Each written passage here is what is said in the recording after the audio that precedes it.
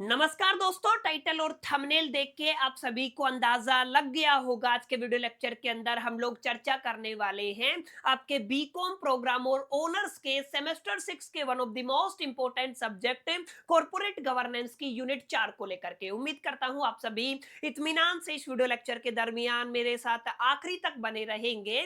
और हाँ, अगर आपको ये वीडियो हेल्पफुल लगता है, कंटेंट यूजफुल लगता है, तो इस वीडियो को लाइक करके अपने तमाम दोस्तों के साथ शेयर जरूर करेंगे। तो विदाउट वेस्टिंग द टाइम चलिए शुरू करते हैं। माय डियर फ्रेंड्स, हम लोग आज के वीडियो लेक्चर को स्टार्ट करें उससे पहले एक दो बुनियादी बातें हैं जो आप सभी को समझ लेना जरूरी है। देखिए, कॉर्पोरेट गवर्नेंस के अंदर अगर आप लोग एंटायर सिलेबस की बात करते हैं तो आपके एंटायर सिलेबस के अंदर केवल दो ऐसी यूनिट है जिनके दरमियान आपको इंडिविजुअल इंडिविजुअल चैप्टर पढ़ना पड़ता है। माने वैसे तो आप लोगों को एक यूनिट के अंदर मल्टीपल चैप्टर्स पढ़ने पड़ते हैं, लेकिन यूनिट नंबर 4 और यूनिट नंबर 5 आपकी सिलेबस की ऐसी यूनिट है जहां पर आपको केवल और केवल एक एक चैप्टर पढ़ना पड़ता है। इसका मतलब अगर आप लोग यूनिट 4 की बात करते हैं तो यूनिट 4 के अंदर आपको केवल और केवल चैप्टर नंबर 11 पढ़ना है, जिसका टाइटल है corporate governance reform in India. जैसा कि आप सभी जानते हैं, इन ह्यूमन हिस्ट्री के अंदर या हिंदुस्तान के प्रोस्पेक्टिव में ऐसे ऐसे काफी बड़े सारे कॉर्पोरेट गवर्नेंस फेलियर हुए हैं, जिनकी वजह से हिंदुस्तान के अंदर कॉर्पोरेट गवर्नेंस के अंदर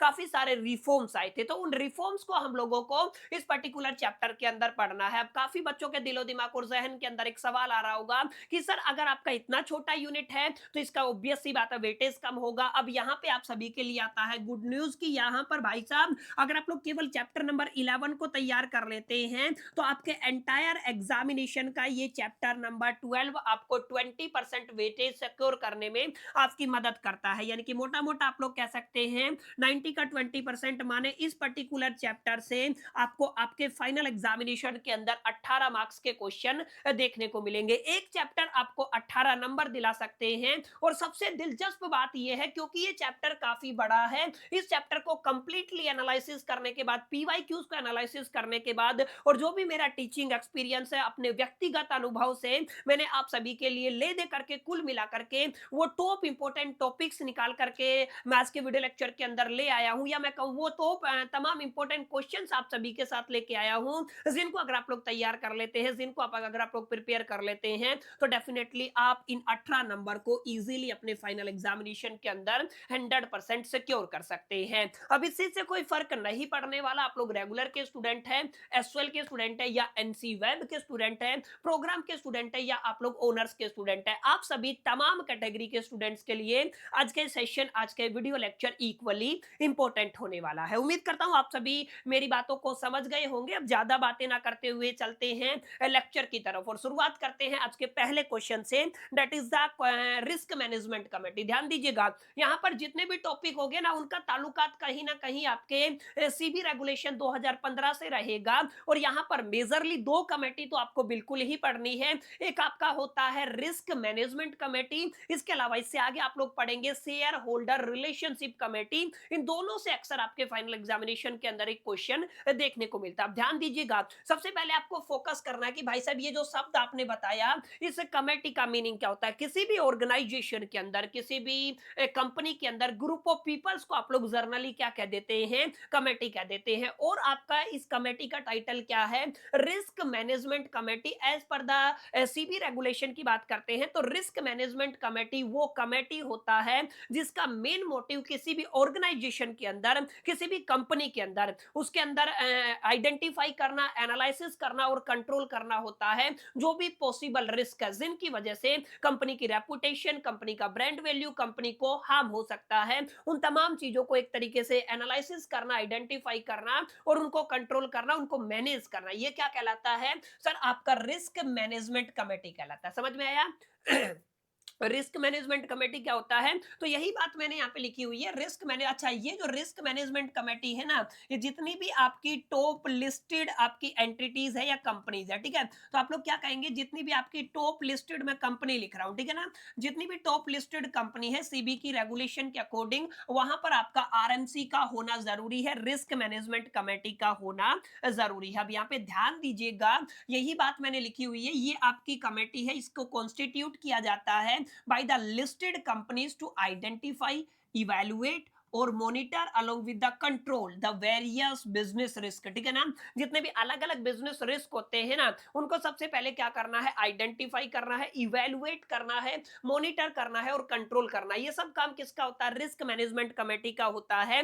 अब ये जो रिस्क है ना, ये पॉसिबली आपकी फाइनेंशियल रिस्क हो सकती है, ये पॉसिबली आपकी ऑपरेशनल, लीगल और साइबर और मार्केटिंग रिस्क हो सकती है। यानी कि किसी भी तरीके की रिस्क हो, उसका पूरा का पूरा निपटारा कौन करता है, सर आपका आरएमसी करता है, माने रिस्क मैनेजमेंट कमेटी करता है। और जैसा कि मैंने आपको बताया, अगर आप लोग एप्लीकेबिलिटी की बात करते हैं तो according to the SEBI, security and the exchange board of India, अगर आप लोग इसके रेगुलेशन 2015 की बात करते हैं, तो जितनी भी आपकी लिस्टेड एंटिटीज हैं, जितनी भी टॉप लिस्टेड एंटिटीज है, उनके केस में आपका आरएमसी रिस्क मैनेजमेंट कमेटी का होना मैंडेटरी है या मस्ट है, ठीक है। ये आपको थोड़ा सा याद रखना। अब सबसे जरूरी बात है सर इसकी कंपोजिशन, प्लीज ध्यान दीजिएगा।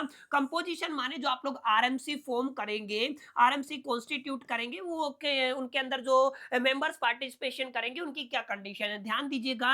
यहाँ पे जो भी आपके मेजोरिटी मेंबर्स हैं, वो क्या होने चाहिए, बीओडी के मेंबर्स होने चाहिए। माने जो आपका बोर्ड्स ऑफ डायरेक्टर्स होता है ना, उसके मेंबर ही किसके मेंबर होने चाहिए, सर आरएमसी के मेंबर होने चाहिए। अलोंग विद यहाँ पर एटलीस्ट यानी कि एक आपका क्या होना चाहिए, इंडिपेंडेंट डायरेक्टर होना चाहिए, ठीक है। ये आपका कंपोजिशन है। और चेयर पर्सन है वो आपका कमेटी का, आरएमसी कमेटी का, वो क्या होना चाहिए, बोर्ड मेंबर होना चाहिए। समझ में आया। तो कंपोजिशन के केस में इन्होंने 3 पॉइंट स्पेसिफाई किए हैं। अगर आप लोग सीबी रेगुलेशन की बात करते हैं, सबसे पहले majority member should be the member of the boards of director. Second point क्या है, must include at least one independent director. तीसरा पॉइंट है द चेयरपर्सन या chairman, chairperson of the committee should be the board member, ठीक है। Chairperson क्या होना चाहिए, बोर्ड मेंबर होना चाहिए। तो ये आपके क्या है, these are the basic composition of the RMC risk management committee, ठीक है। पेपर के अंदर सवाल आता है, प्लीज एक एक पॉइंट को अच्छे से अपने दिलो दिमाग और जहन के अंदर बैठाइएगा। कई बार यहाँ पर आपको फंक्शन के नाम से सवाल पूछा जाएगा,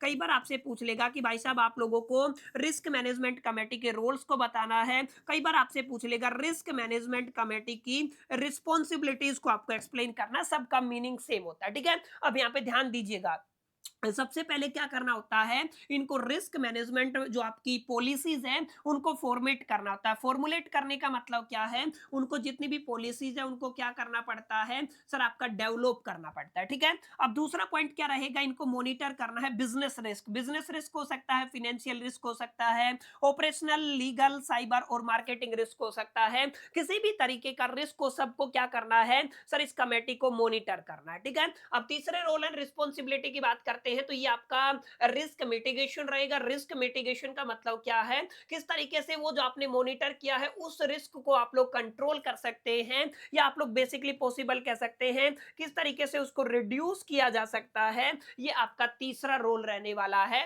आपका चौथा रोल क्या रहेगा, रिव्यू करना है रिस्क सिस्टम को, ठीक है ना। यानी कि किसी भी कंपनी के अंदर जो उसका कंपनी के अंदर रिस्क मैनेजमेंट फ्रेमवर्क होता है ना, उसकी इफेक्टिवनेस को इवेलुएट करना भी किसका काम होता है, रिस्क मैनेजमेंट कमेटी का काम होता है। और लास्ट में जाके ये इंश्योर करना है कंप्लायंसेस को लेकर के, माने जो आपकी कंपनी है वो आपके रेगुलेशन को और जो आपके गवर्नेंस रिक्वायरमेंट है उनको फॉलो करती है या नहीं करती। ये भी आपका किसकी रिस्पॉन्सिबिलिटी के अंदर आता है, सर आपकी रिस्क मैनेजमेंट कमेटी की रिस्पॉन्सिबिलिटी के अंदर आता है। कुल मिलाकर के देखिए, आपकी जो रिस्क मैनेजमेंट पॉलिसी है उनको फॉर्मुलेट करना, बिजनेस रिस्क को एक तरीके से मॉनिटर करना, रिस्क मिटिगेशन करना, रिव्यू करना रिस्क सिस्टम को, इंश्योर करना कंप्लायंसेस को, ये सब किसके काम है, ये सब आपके रिस्क मैनेजमेंट कमेटी के काम है, ठीक है। अब अगर आप लोग इंपॉर्टेंस की बात करते हैं, तो सर रिस्क मैनेजमेंट कमेटी कहीं ना कहीं आपके डिसीजन मेकिंग में हेल्प करती है। ये कंपनी को अनसर्टेनिटी, अनिश्चितता से प्रोटेक्ट करती है। ये आपके फाइनेंशियल लॉसेस से आपको बचाने का काम करती है। ये इनहांस करती है कॉर्पोरेट गवर्नेंस को, और ये इंक्रीज करती है इन्वेस्टर के कॉन्फिडेंस को, ठीक है। कुल मिलाकर के ये सवाल पेपर के अंदर देखने को मिल सकता है, ठीक है। तो यहाँ पे मैंने बताया एक आपका रिस्क मैनेजमेंट कमेटी रहेगा। दूसरा सवाल क्या रहेगा, सर आपका शेयर होल्डर रिलेशनशिप कमेटी से भी सवाल आता है, तो प्लीज उसको भी आपको अपने दिलो दिमाग और जहन के अंदर बैठा लेना है। उम्मीद करता हूँ ये अभी तक का जो सेशन है ना आपको समझ में आया होगा, अभी तक की जो क्लैरिटी है आपको मिली होगी कि भाई साहब ये जो कमेटी शब्द है इसका मतलब क्या होता है, अलोंग विद ये रिस्क मैनेजमेंट कमेटी का क्या मीनिंग है, और जितनी भी कमेटी माय डियर फ्रेंड्स आप लोग यहाँ पे पढ़ने वाले हैं सबका ताल्लुकात सीबी से रहने वाला है, security and exchange board of India से रहने वाला, और स्पेसिफिकली सीबी रेगुलेशन 2015 के प्रोस्पेक्टिव में हम लोग यहाँ पर बात करने वाले हैं। ठीक है, अब यहाँ पे ध्यान दीजिएगा, जो सेकंड क्वेश्चन है वो है आपका क्या बोलते हैं आप लोग इसको, स्टेक होल्डर रिलेशनशिप कमेटी। ध्यान दीजिएगा, जितने भी आपके स्टेक होल्डर रिलेशनशिप कमेटी है इसको शॉर्ट फॉर्म में आप लोग स्टेक होल्डर रिलेशन कमेटी के नाम से जानते हैं, या फिर काफी काफी किताबों में ध्यान दीजिएगा एग्जामिनर भी पूछ लेता है, इसको बोला जाता है सर स्टेक होल्डर की जगह आपको दिखेगा आपका शेयर होल्डर, क्या दिखेगा आपका शेयर होल्डर। ध्यान दीजिएगा आपका क्या रहेगा, इसको आप लोग यहाँ पर शेयर होल्डर ग्रीवियांस कमेटी के नाम से भी जानते हैं। ठीक है, तो आपका इसका दूसरा नाम क्या है सर, इसका दूसरा नाम है share holder grievance committee. Don't be confuse, दोनों का मीनिंग क्या है सर, सेम रहने वाला है। क्लियर है, तो यहाँ पर आप लोग स्टेक होल्डर की बात कर सकते हैं, शेयर होल्डर की बात कर सकते हैं, या फिर आप लोग कह सकते हैं जितने भी लोग जिनके पास आपकी ऑर्गेनाइजेशन का सिक्योरिटी है, तो आप लोग क्या कहेंगे सर, इनको आप लोग सिक्योरिटी होल्डर कहते हैं। ठीक है, तो जितने भी सिक्योरिटी होल्डर है उनको लेकर के हम लोग यहाँ पे चर्चा करते हैं। अब इसका इस कमेटी का मेन एजेंडा क्या है, कमेटी का मीनिंग आप लोग जानते हैं, आपका एक ग्रुप ऑफ पीपल रहेगा विद इन एन ऑर्गेनाइजेशन और ए कंपनी, जिसका काम क्या रहेगा, ध्यान दीजिएगा, जितने भी आपके शेयर होल्डर्स होते हैं, मैं यहाँ पे लिख देता हूँ, ठीक है ना, जितने भी आपके क्या होते हैं शेयर होल्डर्स होते हैं, यहाँ पे समझना, जितने भी आपके क्या है सर, आपके शेयर होल्डर्स हैं, या आप लोग कह दीजिए सिक्योरिटी होल्डर है। ठीक है, अब उनकी कोई ना कोई तो प्रॉब्लम होगी, यानी कि हर एक बिजनेस के अंदर कोई ना कोई समस्या तो आती है, प्रॉब्लम को ही हम लोग यहाँ पे क्या कहते हैं, ग्रीवियंस कहते हैं। ठीक है, अब यहाँ पे ध्यान दीजिएगा, अब इन प्रॉब्लम को सोल्व करने के लिए, क्या करने के लिए, इन प्रॉब्लम को सोल्व करने के लिए कमेटी का गठन किया जाता है, जिसको आप लोग यहाँ पे किस नाम से जानते हो, आप लोग यहाँ पे स्टेक होल्डर रिलेशन कमेटी, या फिर आप लोग कह दीजिए शेयर होल्डर ग्रीवियंस कमेटी के नाम से इसको आप लोग जानते हैं। यानी कि जितनी भी कंप्लेंट्स है आपके शेयर होल्डर की या सिक्योरिटी होल्डर की, ठीक है, उन कंप्लेंट्स का सॉल्यूशन प्रोवाइड करने का काम किसका होता है सर, आपकी स्टेक होल्डर रिलेशनशिप कमेटी का होता है। इज इट क्लियर, तो ये आपका क्या होता है, स्टेक होल्डर रिलेशनशिप कमेटी, या इसको आप लोग शेयर होल्डर ग्रीवियंस कमेटी के नाम से भी जानते हैं,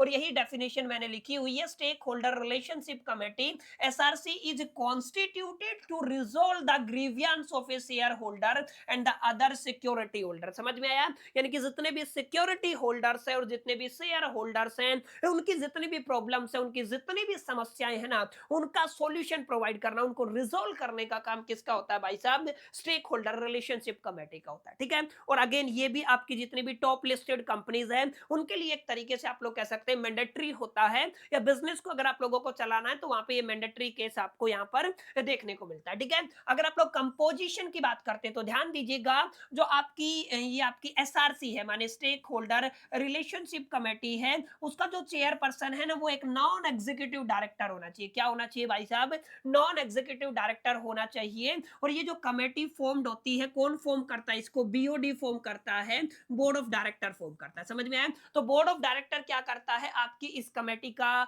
एस्टेब्लिशमेंट करता है, फॉर्मेशन करता है, और इसका जो चेयरपर्सन है वो क्या होता है, नॉन एग्जीक्यूटिव डायरेक्टर होता है। ठीक है, तो non executive director can became the chairperson of the SRC, ये आपको याद रखना। ठीक है, अब अगेन अगर आप लोग फंक्शन की बात करते हैं, या तो आप लोग रोल की बात करते हैं, या तो आप लोग रिस्पॉन्सिबिलिटीज की बात करते हैं, तो क्या क्या रिस्पॉन्सिबिलिटी इस कमेटी की हो सकती है, तो ऑब्वियस सी बात है, जितने भी आपके इन्वेस्टर हैं उनकी कंप्लेंट्स को क्या करना, रीड्रेशल करना, क्या करना, रीड्रेशल करना। वो कंप्लेन आपकी ट्रांसफर या ट्रांसमिशन ऑफ शेयर से जुड़ी हुई हो सकती है, वो आपकी problem non recipient of receipt of the dividend से हो सकती है, एनुअल रिपोर्ट से हो सकती है।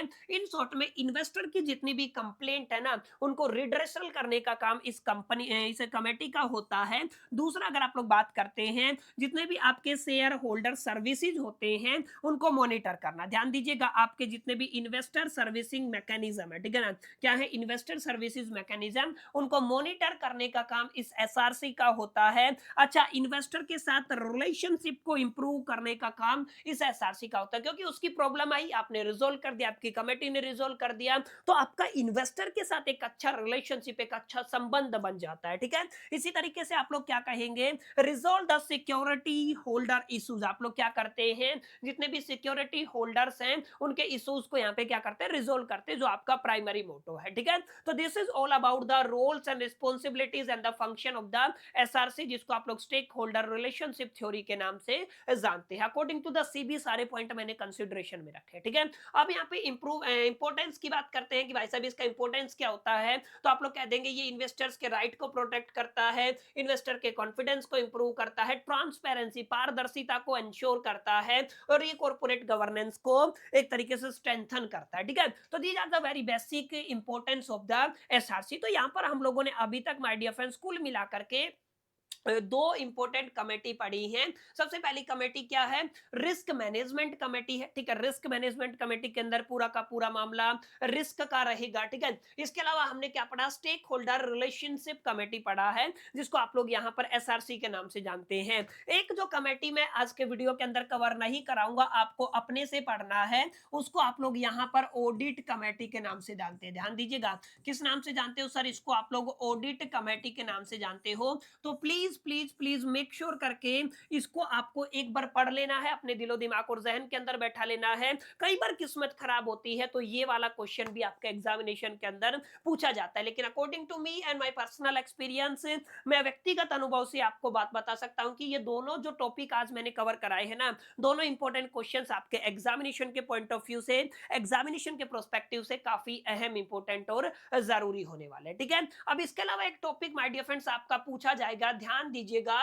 यहां पर एक तो आपकी कोटेक कमेटी था, ठीक है, एक आपका क्या था, कोटेक कमेटी, तो मैं यहाँ पे लिख भी देता हूं, साथ साथ नोट कर लीजिए, ठीक है। तो एक आपका क्या रहेगा सर, आपका कोटेक कमेटी था, जिसके बारे में अभी मैं आपको पढ़ाऊंगा, ठीक है ना। इस कोटेक कमेटी का बैकग्राउंड माय डियर फ्रेंड्स आपको पढ़ना है, क्लियर है। अब इसके अलावा एक और कमेटी है, that is the Kumar Mangalam Birla committee, ठीक है। इनको कॉन्स्टिट्यूट किया गया था, क्यों कॉन्स्टिट्यूट किया था सीबी ने, इनका क्या मेन मोटिव था, ये आपको पढ़ना, ठीक है। तो ये दोनों जो कमेटी है ना बच्चा, इन दोनों कमेटी के केस में आपको इनके बैकग्राउंड को अंडरस्टैंड करना है कि भाई साहब ये क्या थी, क्यों थी और किस तरीके से थी, ठीक है। अब ये जो बैकग्राउंड अगर आप लोग एनालिसिस करते हैं तो आंसर को फ्रेम करने में ये चीजें आपकी काफी हद तक मदद करती है। और मैं आपको क्लियर एंड क्रिस्टल बता देना चाहता हूं माय डियर फ्रेंड्स, यहां से सवाल पूछा जा सकता है, देयर इज ए पॉसिबिलिटी, ठीक है ना, यहाँ पे क्या है, पॉसिबिलिटी है। हालांकि ये जो क्वेश्चन डाला है ये आपका स्टार क्वेश्चन रहेगा, लेकिन आपको इन दोनों को बैकग्राउंड को भी समझना पड़ेगा।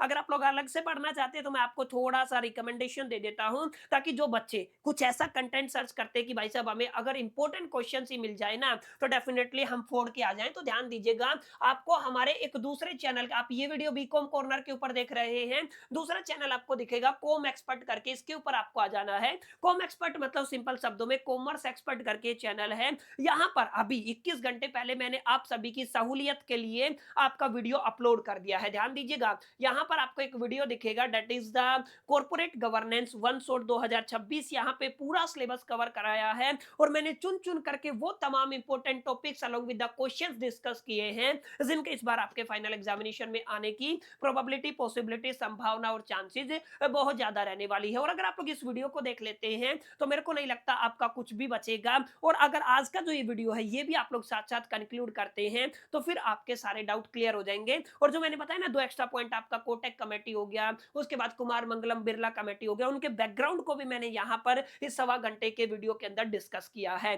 तो डेफिनेटली आप जा सकते हैं इस चैनल के ऊपर और इसका बेनिफिट उठा सकते हैं। ये आप सभी के एग्जामिनेशन के प्रोस्पेक्टिव से काफी अहम इंपॉर्टेंट और सॉरी जरूरी होने वाला है, ठीक है। तो आई होप कि क्लैरिटी हो गया होगा। तो ध्यान दीजिएगा, यहां पर अगर आप लोग बुनियादी तौर पे 6 रिकमेंडेशन की बात करते हैं जो भी आपका कोटेक कमेटी बनाया गया था, तो सबसे पहला जो यहाँ पे कोटेक कमेटी की तरफ से रिकमेंडेशन दिया गया था वो आपके सेपरेशन ऑफ द रोल को लेकर के दिया गया था। सर किसके रोल की बात हो रही है, ध्यान दीजिएगा, किसी भी ऑर्गेनाइजेशन के अंदर, किसी भी कंपनी के अंदर आपका एक चेयर पर्सन होता है। तो यहाँ पे मैं क्या लिख रहा हूँ, आपका एक चेयर पर्सन है, वर्सेज हम लोग यहाँ पर आपके मैनेजिंग डायरेक्टर या आप लोग कह सकते हैं आपकी कंपनी के सीईओ यानी कि आपका चीफ एग्जीक्यूटिव ऑफिसर जो होता है।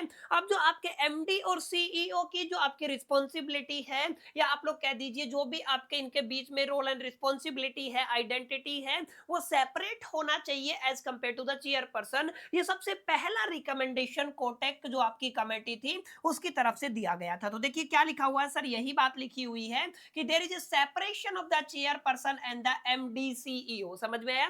एमडी सीईओ और आपके चेयरपर्सन के बीच में सेपरेशन होना चाहिए।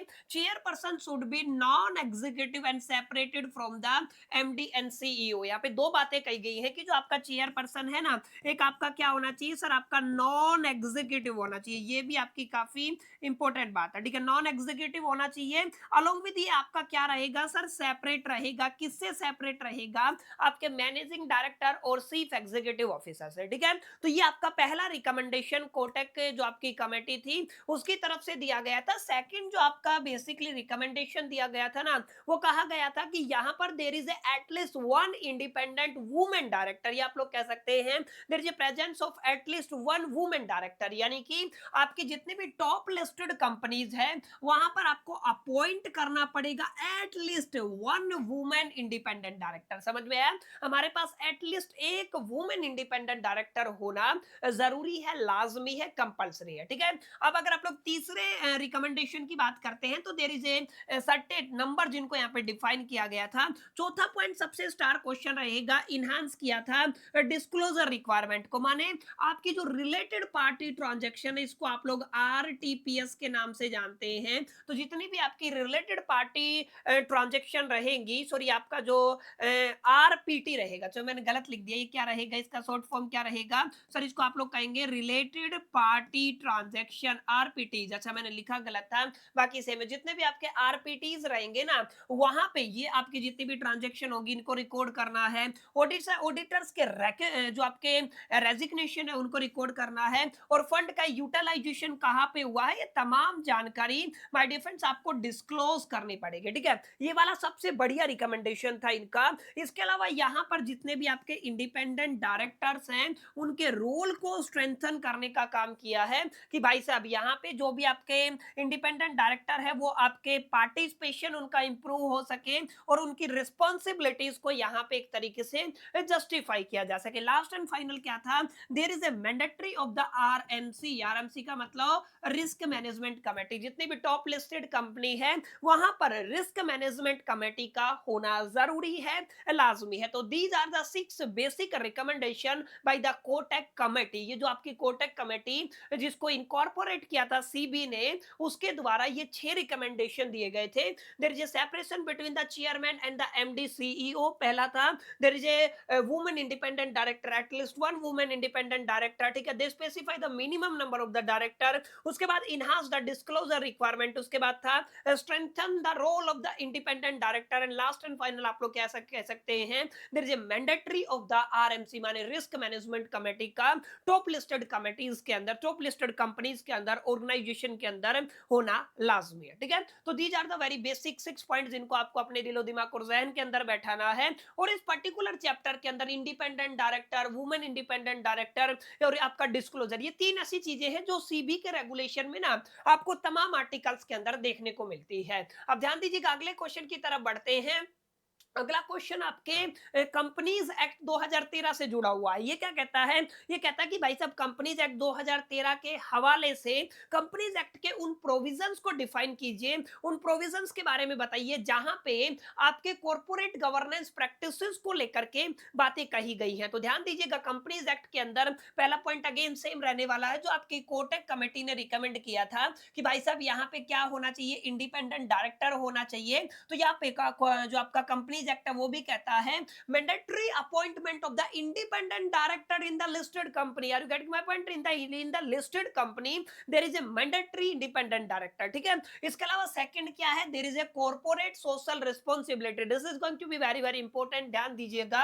अगर आप लोग यहां पर कॉर्पोरेट सोशल रिस्पांसिबिलिटी की बात करते हैं, जस्ट ए मिनट, आप लोग किसकी बात करते हैं, कॉर्पोरेट सोशल रिस्पांसिबिलिटी की बात करते हैं। तो जो भी आपकी एलिजिबल कंपनी या corporate social responsibility profitability activities को परफॉर्म करने के लिए उन्हें क्या करना होगा, उनका जो नेट प्रॉफिट है ना उसका 2% CSR का जो आपकी एक्टिविटी है, जो भी आपकी activity welfare of the society में आती है उनके ऊपर स्पेंड करना होगा। ठीक है, तो ये भी प्रोविजन आपके कंपनीज एक्ट के अंदर लिखा हुआ है। इसके अलावा सबसे जरूरी है आपका विगिल मैकेनिज्म, इसको आपको थोड़ा सा अपने दिलो दिमाग और जहन के अंदर बैठाना है। इस विगिल मैकेनिज्म का ताल्लुकात आपके विसल ब्लोवर से रहने वाला। देखिए किसी भी ऑर्गेनाइजेशन के अंदर, किसी भी कंपनी के अंदर कि होता क्या है, कुछ लोग हैं अपने पद और प्रतिष्ठा का इस्तेमाल, ठीक है ना, पावर एंड पोजीशन का इस्तेमाल करके ना काफी अनएथिकल इलीगल एक्टिविटीज करते हैं एक पर्टिकुलर कॉन्सेप्ट की आड़ में। समझ में आया? यानी कि जहां पर भी कोई भी गलत काम होता है, रॉन्ग डूइंग होता है,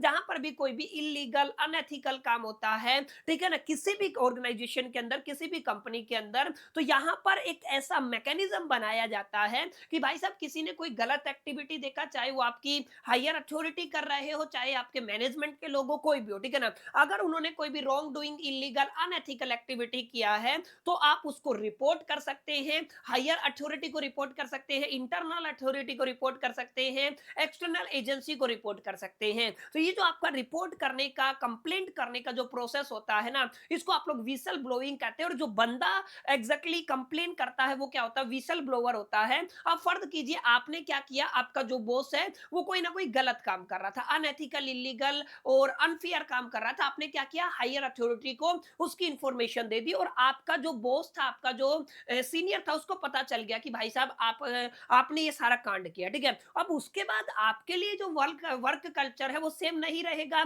आपके साथ समस्या हो सकती है, आपके साथ प्रॉब्लम हो सकती है। तो इस चीज को बड़े ध्यान में रख करके ना कंपनीज एक्ट 2013 कहता है कि हमारे पास एक विगिल मैकेनिज्म होना चाहिए। माने जो आपका विसल ब्लोइंग का कॉन्सेप्ट है वो सीक्रेटली होना चाहिए, वहां पे जो भी विसल ब्लोअर होता है उसकी आइडेंटिटी रिवील नहीं होनी चाहिए, तो इसको आप लोग विगिल मैकेनिज्म कहते हैं। तो यहाँ पे whistle blower mechanism establish for reporting the fraud and unethical practices. मैंने बताया ना, अनएथिकल प्रैक्टिसेस और फ्रॉड्स को रिपोर्ट करने के लिए ये पूरा का पूरा मैकेनिज्म डेवलप किया जाता है। This is a point number 3 या provision number 3 mention in the companies act 2013 with respect of the corporate governance practices in India. ठीक है, चलिए अगले पॉइंट की तरफ बढ़ते हैं। There is accountability of the auditor. ध्यान रखिएगा, एक पर्टिकुलर कंपनी के अंदर ऑडिटर्स अपॉइंट होते हैं, ऑडिट कमेटी होता है। अब ऑडिटर्स और ऑडिट कमेटी के होते हुए अगर कंपनीज के अंदर बेसिकली कोई फ्रॉड होता है, कोई इलीगल अनएथिकल प्रैक्टिसेस होता है, तो यहां पर काफी स्ट्रिक्ट प्रोविजन ऑडिटर्स के लिए भी दिए गए हैं।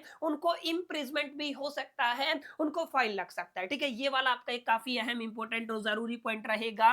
वंस जो आपका एक और जो नया पॉइंट है दैट इज द, इसको आप लोग कहते हैं SFIO। सर SFIO का मतलब होता है आपका सीरियस फ्रॉड इन्वेस्टिगेशन ऑफिसर। मतलब इसका क्या मतलब होता है सर, यहां पर एक अलग से इन्वेस्टिगेशन टीम बनाई गई जिसका मेन काम क्या होता है, कॉर्पोरेट जगत के अंदर जो भी कॉर्पोरेट फेलियर्स होते हैं उनकी इन्वेस्टिगेशन करना, स्पेसिफिकली जितने भी सीरियस फ्रॉड होते हैं। ठीक है, तो इसका भी मेंशन आपके कंपनीज एक्ट के अंदर किया गया है। Last and final point same रहेगा, there is additional disclosure requirement. माने आप लोग फाइनेंशियल स्टेटमेंट की बात कर दीजिए, आपके आरपीटीज रिलेटेड पार्टी ट्रांजेक्शन की बात कर लीजिए, आप लोग यहाँ पे बोर्ड रिपोर्ट्स की बात कर लीजिए, तो यहाँ पर आपको एक एडिशनल डिस्क्लोजर देना पड़ेगा। कॉन्फिडेंशियल जैसा कुछ नहीं रहेगा, बोर्ड्स ऑफ मेंबर के सामने जो भी अथॉरिटीज है जिनके पास इस चीज का राइट होता है उनके सामने इन चीजों को डिस्क्लोज करना पड़ेगा। ठीक है, तो ये क्वेश्चन भी अक्सर आपके एग्जामिनेशन के अंदर पूछा जाता है कि भाई साहब प्रोविजन ऑफ कंपनीज एक्ट आपको बताना है कि जो कहते हैं कि आपका कॉर्पोरेट गवर्नेंस क्या हो सके, इंप्रूव हो सके। Are you getting my point? तो this is going to be very very easy. अभी तक हम लोगों ने बुनियादी तौर पे 3-4 सवाल पढ़े हैं। सबसे पहले मैंने रिस्क मैनेजमेंट कमेटी को लेकर के आप सभी के साथ चर्चा किया, उसके बाद हम लोगों ने basically my dear friends stakeholder relationship committee को लेकर के चर्चा किया, उसके बाद हम लोगों ने कोटेक कमेटी के रिकमेंडेशन को लेकर के चर्चा किया, और इसके बाद हम लोगों ने कंपनीज एक्ट के अंदर प्रोविजन जो दिए गए हैं आपके सीजी कॉर्पोरेट गवर्नेंस प्रैक्टिसेस को इंप्रूव करने के लिए, उनको लेकर के काफी चर्चा की है। ये वाला क्वेश्चन प्लीज आप लोग एक बार रीड कर लीजिएगा, सारी बातें सेम है जो मैंने आपको बताई है, इस पर हम लोग समय नहीं लगाएंगे। अब यहाँ पे देखिएगा एक और क्वेश्चन है, अगेन ये सेम क्वेश्चन है जहां पे क्या कहा गया है कि भाई साहब आपको salient features of the companies act 2013 को बताने हैं, जो कंसर्निंग है किसके साथ सर, आपके कॉर्पोरेट गवर्नेंस के साथ। तो अभी अभी तो हम लोगों ने पढ़ा ना कि आपका इंडिपेंडेंट डायरेक्टर होना चाहिए, वुमेन डायरेक्टर होना चाहिए, CSR corporate social responsibility, vigil mechanism हो गया, ऑडिटर रोटेशन होना चाहिए, बोर्ड कमेटी। अच्छा एक ये नया पॉइंट है जो हमने नहीं पढ़ा है,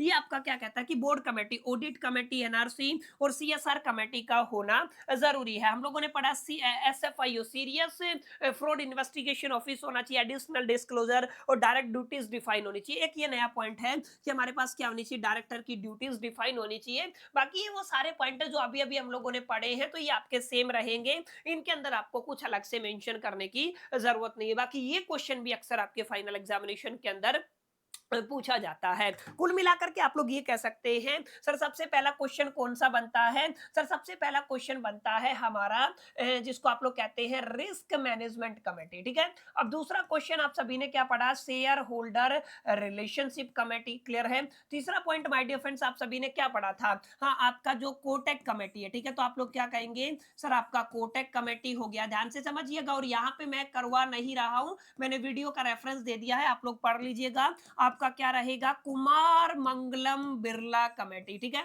तो मैं इसके बारे में भी चर्चा कर चुका हूं। अब यहाँ पे आपको क्या करना है, अब आगे जैसे आपने क्या पढ़ा, आपका जो कंपनीज एक्ट 2013 है उनके प्रोविजंस को एक्सप्लेन करना है, किसके रिस्पेक्टिव में सर, कॉर्पोरेट गवर्नेंस प्रैक्टिसेस के रिस्पॉन्स में। इस पॉइंट को आपको अच्छे से अपने दिलो दिमाग और जहन के अंदर रखना। अभी तक हम लोगों ने ये टॉपिक क्लियर किए हैं, और ये आपके सारे के सारे कैसे टॉपिक है, स्टार टॉपिक है, जिनको आपको किसी भी कीमत पे इस पर्टिकुलर यूनिट के अंदर करना है, what ever the situation, what ever the circumstances. ठीक है, चलिए आगे बढ़ते हैं, अगला क्वेश्चन एक बार गो थ्रो करते हैं। ध्यान दीजिएगा, requirement of the corporate governance under the SEBI, this is going to be absolutely amazing question, कि ये क्या कहता है कि कॉर्पोरेट गवर्नेंस के प्रोस्पेक्टिव में, यानी कि कॉर्पोरेट का requirement of the corporate governance under the SEBI regulation 2015। Sir requirement क्या क्या रहेगी कॉर्पोरेट गवर्नेंस के केस में, अगर आप लोग security and exchange board of India की बात करते हैं, उसके रेगुलेशन 2015 की बात करते हैं, तो देखिए सबसे पहली रिक्वायरमेंट है आपके पास प्रॉपर बोर्ड की कंपोजिशन होनी चाहिए। माने यहां पर आपके एक balance executive, non executive and the independent director होना चाहिए आपके बोर्ड के अंदर, यानी कि जो बोर्ड के मेंबर हैं वहां पे आपका एग्जीक्यूटिव, नॉन एग्जीक्यूटिव और इंडिपेंडेंट डायरेक्टर का एक बैलेंस होना चाहिए, पहली रिक्वायरमेंट है। दूसरी रिक्वायरमेंट है there is a appointment of the independent director along with there is a women independent director, ये हम लोग पढ़ चुके हैं। चौथा क्या रहेगा सर, आपको फॉर्मेशन करना है बोर्ड कमेटीज का। बोर्ड कमेटी के अंदर माने आपके पास ऑडिट कमेटी होना चाहिए, आपके पास एनआरसी, एसआरसी और आरएमसी माने रिस्क मैनेजमेंट कमेटी होना चाहिए। ये सारी कमेटी मैंडेटरी है। मैंडेटरी का मतलब क्या है, मस्ट है, और मस्ट का मतलब क्या होता है बच्चा, आपका कंपलसरी है। ठीक है, तो ये आपकी वो सारी रिक्वायरमेंट है, रिक्वायरमेंट का मतलब जरूरतें हैं। ठीक है, proper board composition, appointment of the independent director, women director requirement, आपके पास formation of the board committee होना चाहिए। अच्छा ये पॉइंट हमने क्लियर किया था, डिस्क्लोजर रिक्वायरमेंट होना चाहिए सर, फाइनेंशियल रिजल्ट्स को लेकर के, शेयर होल्डिंग पैटर्न्स को लेकर के, आरपीटी यानी कि रिलेटेड पार्टी ट्रांजैक्शंस को लेकर के, और मटेरियल इवेंट्स को लेकर के आपको क्या करना है, एक्स्ट्रा डिस्क्लोजर करना है। क्लियर है। आगे क्या है, वीगिल मैकेनिज्म हम लोग पढ़ चुके हैं, विसल ब्लोइंग से जुड़ा हुआ है। इसके अलावा there is a CEO and CFO certification, क्या होना चाहिए, एक सीईओ और सीएफओ का सर्टिफिकेशन का होना भी यहाँ पे एक रिक्वायरमेंट माना जाता है। अब यहाँ पे देखिए अगला पॉइंट क्या है, अगला पॉइंट है कॉर्पोरेट गवर्नेंस रिपोर्ट, यानी कि यहाँ पे क्या होगा, जितने भी लिस्टेड एंटिटीज हैं उनके पास क्या होना चाहिए, compliances report to the stock exchange होना चाहिए। ठीक है, इसके अलावा वेबसाइट डिस्क्लोजर होना चाहिए, तो भी तमाम जानकारी आपकी कंपनी से जुड़ी हुई है, अहम अहम जानकारी आपकी वेबसाइट के ऊपर भी रिफ्लेक्ट होनी चाहिए। और जो भी आपका रिलेटेड पार्टी ट्रांजैक्शन है उसके अंदर आपको अप्रूवल की जरूरत होती है ऑडिट कमेटी की और आपके शेयर होल्डर्स की। ठीक है, तो these are the basic 10 requirement in the case of the corporate governance under the SEBI. ठीक है, तो ये आपके 10 चीजें हैं जिनका होना जरूरी है। These are the 10 basic requirement which are going to be amazing, अगर आप लोग एग्जामिनेशन के प्रोस्पेक्टिव से बात करते हैं। और मेरे को नहीं लगता कोई ऐसी चीज है जिसके लिए आपको थोड़ी ज्यादा मेहनत मशक्कत करने की जरूरत है। आई होप कि ये चीजें क्लियर रही होंगी। ये जो कुछ क्वेश्चन मैंने आज के वीडियो लेक्चर के अंदर आप सभी के साथ चर्चा किए हैं, ये कुछ ऐसे क्वेश्चन है जिनसे इस बार आपके फाइनल एग्जामिनेशन के अंदर पूरा का पूरा पेपर यूनिट 4 की मैं बात कर रहा हूँ आने की प्रोबेबिलिटी है, पॉसिबिलिटी है, संभावना है, चांसेस है। उम्मीद करता हूँ ये छोटा सा सेशन आपको पसंद आया होगा, वीडियो अच्छा लगा होगा। वीडियो अच्छा लगा तो इस वीडियो को लाइक जरूर कर दीजिएगा, दोस्तों के साथ शेयर करना मत भूलिएगा। पहली दफे चैनल पे आए हैं तो सब्सक्राइब करके बेल आइकन को जरूर प्रेस कर दीजिएगा। इस वीडियो के अंदर इतना ही, मिलते हैं नेक्स्ट वीडियो के अंदर। जब तक ले मैं तो सोल दी बस, टिल द कीप लर्निंग।